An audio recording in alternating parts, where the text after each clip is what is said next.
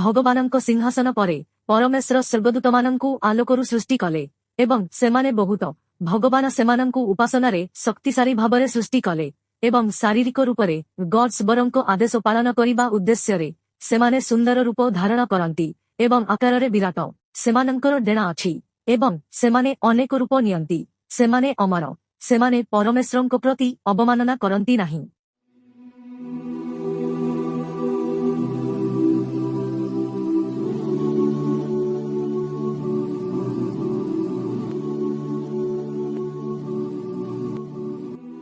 सप्तम आकाशरे सेठारे सिद्राटुल मुंटा अछि पारादीप निवास निकटरे एक वृक्ष सप्तम आकाशरे सर्वाधिक सीमा चिन्हित करे जहाकू केही पास करि परिबे नाही एपरिकी दुष्कर एही विराट गछ समस्त पारादीप एवं आकाशकू आच्छादन करे गछर असीम शाखा अछि प्रत्येक शाखारे असीम पत्र अछि प्रत्येक पत्ररे एक विराट दूत बसिथिले गछर मूल आकाशर षष्ठ स्तररे अछि एहार पत्र हाथी कान परि एवं एहार फलगुडिक बड़ पात्र परि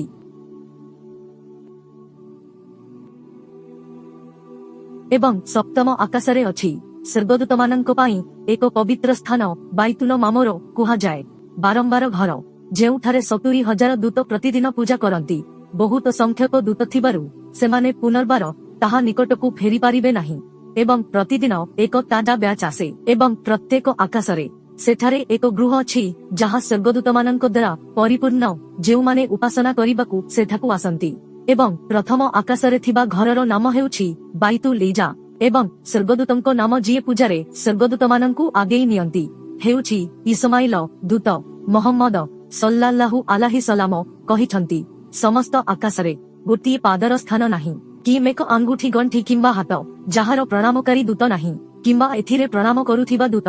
जेतेबेले पुनरुत्थान दिन आसीबो तथापि सेमाने कहिबे आम्भे माने तुमको उपासना करि न थाउ जेपरि तुमे उपासना करिबाकू योग्य जेतेबेले सेमाने पूजा करंती सेमाने धाडी संपूर्ण करंती एवं परस्परर निकटतर हुअंती एवं धाडीरे थिबा शून्य स्थान पूरण कर एवं एहिपरि भाबरे मोहम्मद भाववादी सल्लल्लाहु अलैहि सलाम आमको उपासना करिबाकू आदेश देले। वर्तमान गाब्रिएल विषय कथबार्ता से जड़े प्रधान दूत भगवानଙ୍କ पाखरे तांकर एक उच्च स्थिति एवं उच्च स्थान अछि समस्त स्वर्गदूत माने गाब्रिएलଙ୍କ कथा मानंती भगवान तांको उपरे भरोसा करंती सेथिपाई से राष्ट्रदूत थिले परमेश्वर और तांकर भविष्यद्वक्ता मानଙ୍କ मध्यरे प्रकाश सहित सेमानଙ୍କ निकटकू ओल्हाइबा तांकर 600 डेणा अछि एवं प्रत्येक पक्षर दूरता परि पूर्व एवं पश्चिम मध्यरे दूरता प्रत्येक डेणा राशि रे परिपूर्ण हेला।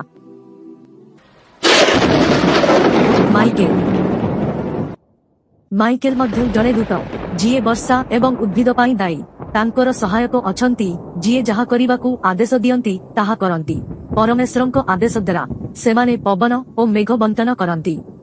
परमेश्वरଙ୍କ इच्छा अनुसारे सर्वशक्तिमान आउ सेठारे पर्वतर दूत मध्य अछंती एवं प्रत्येक व्यक्तिंकर जड़े दूत अछंती सोइबा एवं जाग्रत समय रे तांकू सुरक्षा देबा दायित्व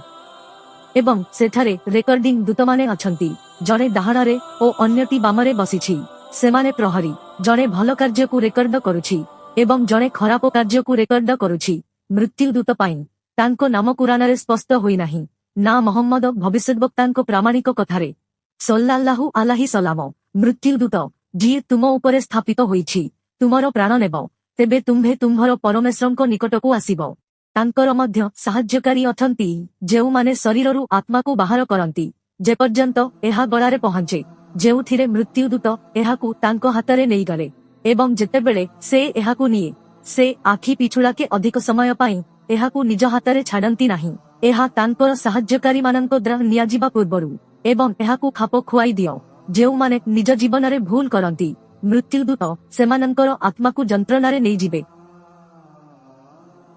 एवं जेउ माने निज जीवन रे धार्मिक थिले मृत्यु दूत सेमानଙ୍କ आत्माकू आरामरे एवं सम्मानर सहित ग्रहण करिवे जेउ मानଙ୍କୁ स्वर्गदूत माने मृत्यु को भल एवं शुद्ध करंती स्वर्गदूत माने कहिवे शांति हेउ तुमे जहा करिथिल सेथिपाई पारादीपरे प्रवेश करो तापरे सेमाने आत्मा सहित आरोहण करंती जदि एहा एक धार्मिक आत्मा एहा पाई आकाशर फाटक खोला अछि किंतु जदि एहा धार्मिक नुहे आकाशर फाटक बंद रहिबो ଏବଂ ଆତ୍ମା ପୃଥିବୀକୁ ନିକ୍ଷେପ ହେବ ଏବଂ ସେଠାରେ କବର ଦୂତମାନେ ଅଛନ୍ତି ମୁଙ୍କାର ଏବଂ ନାକିର। ସେମାନେ କବରର ପରୀକ୍ଷା ପାଇଁ ଦାୟୀ ଏବଂ ଦାୟିତ୍ୱ ଗ୍ରହଣ କରାଯାଇଛି। କବରର ବାସିନ୍ଦାଙ୍କୁ ପ୍ରଶ୍ନ କରିବା ତାଙ୍କ ପରମେଶ୍ୱରଙ୍କ ବିଷୟରେ, ତାଙ୍କର ଧର୍ମ ଏବଂ ତାଙ୍କର ଭବିଷ୍ୟତବକ୍ତା, ଏବଂ ସେମାନେ ଧାର୍ମିକ ଓ ପାପୀମାନଙ୍କୁ ପରୀକ୍ଷା କରନ୍ତି। ସେମାନଙ୍କର କଳା ଚେହେରା ଏବଂ ନୀଳ ଆଖି ଅଛି ଏବଂ ସେମାନଙ୍କର ଫାଙ୍ଗ ଅଛି। ସେମାନଙ୍କର ଶାରୀରିକ ରୂପ ବିଚଳିତ, ସେମାନଙ୍କର ସ୍ୱର ଭୟଙ୍କର ଅଟେ।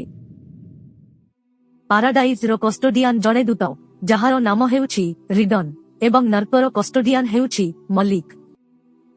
ବର୍ତ୍ତମାନ ରାଫେଲ ବିଷୟରେ କଥାବାର୍ତ୍ତା। ସେ ମଧ୍ୟ ଜଣେ ଦୂତ। ପରମେଶ୍ୱର ସିଂହାସନ ଉପରେ ଅଛନ୍ତି ଏବଂ ଯେପରି ଆମେ ଗଡ୍ସବରଙ୍କ ସିଂହାସନ ବାହକ ବିଷୟରେ ପୂର୍ବରୁ କହିଥିଲୁ, ତାଙ୍କ କାନ ଏବଂ କାନ୍ଧ ମଧ୍ୟରେ ଦୂରତା 700 ବର୍ଷ ଲମ୍ବା ଏବଂ ରାଫେଲ ସିଂହାସନର ଜଣେ। ସେ ପରମେଶ୍ୱରଙ୍କ ଆଦେଶରେ ତୁରୀ ବଜାଇବେ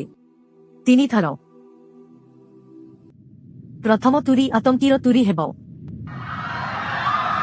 ଦ୍ୱିତୀୟ ତୁରୀଟି ଦୁର୍ବଳ ହେବାର ତୁରୀ ହେବ ଏବଂ ତୃତୀୟଟି ପୁନରୁତ୍ଥାନର ତୁରୀ ହେବ।